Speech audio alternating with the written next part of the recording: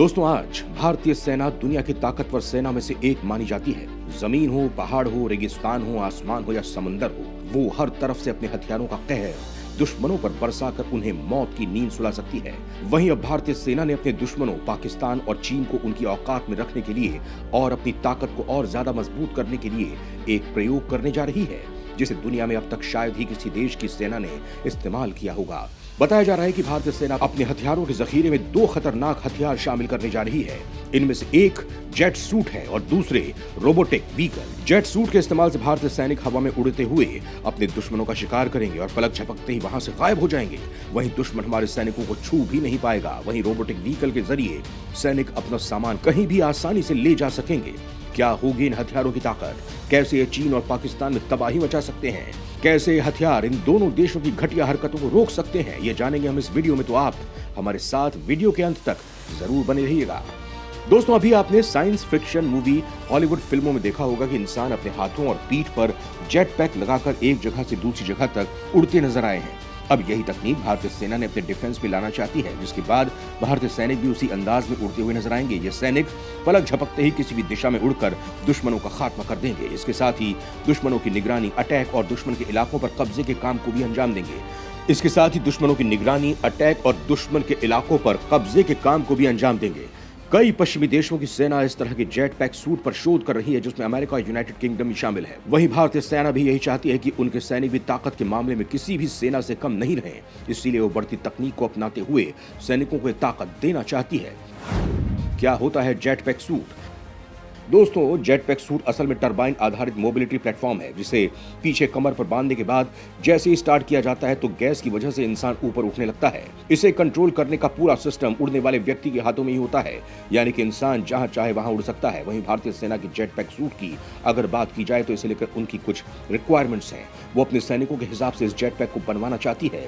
अभी हाल ही में एक रिपोर्ट में बताया गया कि सेना ने 48 जेट पैक सूट और 100 रोबोटिक म्यूल के लिए टेक्निकल और कमर्शियल प्रपोजल जारी किया है। ये सभी खरीद सेना इमरजेंसी खरीद के तहत फास्ट ट्रैक प्रक्रिया से स्वदेशी कंपनियों से बात करने जा रही है। सेना ने अपने टेंडर में शर्तें और जरूरतें भी बताई हैं। इसमें कहा गया है कि जेट पैक सूट ऐसा होना चाहिए जिसे पहनकर सैनिक 50 किलोमीटर प्रति घंटे की स्पीड से उड़ सके और अपना ऑपरेशन अंजाम देकर वापस लौट सके। इसके साथ ही ये जेट पैक सूट ऐसे होने चाहिए जो सेफ्टी के लिहाज से बेहतर हो, जिसे पहनकर सुरक्षित टेक ऑफ और लैंडिंग में कोई दिक्कत ना हो और जिसे धारण करने के बाद किसी भी दिशा में आसानी से उड़ा जा सके। इसकी पेलोड कैपेसिटी 80 किलो से कम नहीं होनी चाहिए, यानी कि 80 किलो का इंसान आसानी से इस 40 किलो वजनी सूट के साथ आसानी से उड़ान भर सके। साथ ही इन जेट पैक सूट कम से कम 10 से 15 और ज्यादा से ज्यादा 40 से 45 डिग्री के तापमान में आसानी से ऑपरेट करने की क्षमता होनी चाहिए। इसके साथ ही सेना ने अपने टेंडर में यह भी कहा है कि इस सूट की शेल्फ लाइफ 10 साल से कम नहीं होनी चाहिए। वहीं जेट पैक सूट ऐसा होना चाहिए जिससे वो समतल, रेगिस्तान, पहाड़ और हाई ऑल्टीट्यूड एरिया से 3000 मीटर की ऊंचाई तक आसानी से ऑपरेट किया जा सके। दोस्तों, अगर सेना को अपने मुताबिक जेट पैक सूट मिल जाता है तो इसके जरिए सैनिक हाई ऑल्टीट्यूड एरिया में या फिर ऐसे दुर्गम स्थान जहां तक पैदल पहुंच पाना मुश्किल होता है, वहां आसानी से पहुंच सकते हैं। इसके साथ ही कोई कैजुअलिटी होती है और सेना के एक्सपर्ट मेडिकल अफसर को वहां भेजना हो तो वो इसके जरिए आसानी से पहुंच सकेंगे। इस जेट पैक सूट के आने के बाद सैनिक उसे पहनकर सीधे ही किसी भी चोटी पर पहुंचकर वहां अपना अभियान शुरू कर सकेंगे और चढ़ाई में लगने वाले समय में भारी बचत हो जाएगी। साथ ही निगरानी का लेवल भी बढ़ जाएगा। हालांकि आसमान में उड़ता सैनिक दुश्मन के निशाने पर आसानी से आ सकता है, लिहाजा इसके इस्तेमाल को लेकर भी तैयारी की जा रही है। इसके साथ ही बताया जा रहा है कि इस दस्ते को चीन से मुकाबले के लिए हिमालयी क्षेत्र में तैनात किया जाएगा। पहाड़ों में सामान ढोएंगे रोबोट। दोस्तों, भारतीय सेना देश की रक्षा के लिए कठिन से कठिन परिस्थितियों में भी सरहदों पर डटी रहती है। वहां पर तैनाती को बनाए रखने के लिए रसद, ईंधन और एमुनिशन की सप्लाई को बदस्तूर जारी रखने के लिए जहां तक सड़कें हैं वहां तक तो गाड़ियों के सहारे सामान ले जाया जाता है, लेकिन जहां सड़कें नहीं हैं वहां आज भी रसद को पहुंचाने के लिए खच्चरों का इस्तेमाल किया जाता है। अब भविष्य में ये काम खच्चर नहीं बल्कि रोबोट करेंगे। इसी के मद्देनजर सेना के किक वो for technical and commercial proposal जारी किया गया है। हाल ही में सेना ने सामान ढोने वाले ड्रोन की खरीद की प्रक्रिया को शुरू किया। सेना ने फिलहाल 100 रोबोटिक खच्चर खरीदने की तैयारी की है, जिसके लिए टेंडर जारी करते हुए आर्मी ने अपनी शर्तें बताई हैं। इसमें कहा गया है कि वो व्हीकल क्वाड्रिलेटरल यानी 4 पैरों वाला होना चाहिए। साथ ही 10,000 फीट से ऊंचे इलाकों में काम करने के लिए फिट हो, जिससे ये अपने आप दुर्गम पहाड़ों में मूवमेंट कर सके। इसके साथ ये रोबोट सामने आई बाधाओं को अपने आप हटाने में सक्षम होने चाहिए और इनमें सेल्फ रिकवरी की क्षमता होनी चाहिए। इसके साथ ये रोबोट सामान लेकर आगे पीछे किसी भी दिशा में चलने में सक्षम होने चाहिए। सूत्रों के मुताबिक सेना ने टेंडर अपनी इमरजेंसी पावर का इस्तेमाल कर फास्ट ट्रैक मोड में दिया है, यानी कि उसे ये हथियार जल्द से जल्द चाहिए। आर्मी ने यह भी क्लियर किया है कि यह हथियार मेक इन इंडिया होने चाहिए, यानी इनकी खरीद भारतीय कंपनियों से ही की जाएगी। इसके पीछे का मकसद केंद्र सरकार के आत्मनिर्भर भारत के मिशन को बढ़ावा देना है। इससे हम दूसरे देशों पर डिपेंड नहीं होंगे, साथ ही हमारे देश की ताकत भी बढ़ेगी। दोस्तों, आज भारतीय सेना अपनी ताकत को लगातार बढ़ाती जा रही है। अगर चीन और पाकिस्तान दोनों मिलकर एक साथ भारत पर हमला कर भी दें तो इसके लिए तीनों सेनाओं के पास इतने खतरनाक हथियार हैं जो दोनों दुश्मन देशों की हालत पस्त कर सकते हैं, उनकी अकड़ ढीली कर सकते हैं। इन हथियारों की वजह से चीन और पाकिस्तान बड़ा हमला करने की नहीं सोच सकते।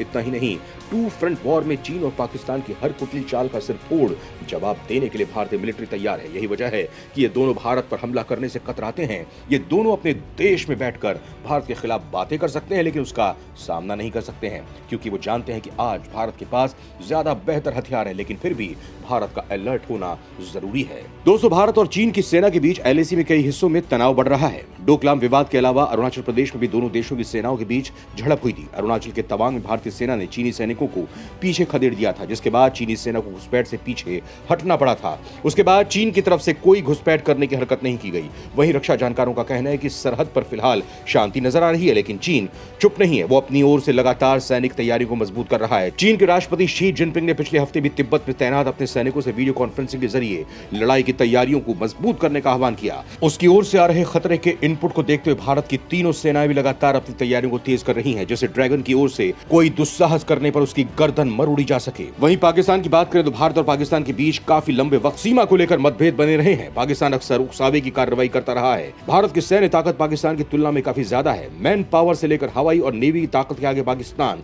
कहीं टिकता नहीं। आज दुनिया में भारत एक प्रमुख सैन्य ताकत तो बन ही चुका है, साथ ही अब रक्षा के क्षेत्र में भी आत्मनिर्भर बन रहा है। रक्षा समेत कई अन्य क्षेत्रों में आत्मनिर्भरता की ओर बढ़ते भारत की धमक का लोहा आज पूरी दुनिया मान रही है।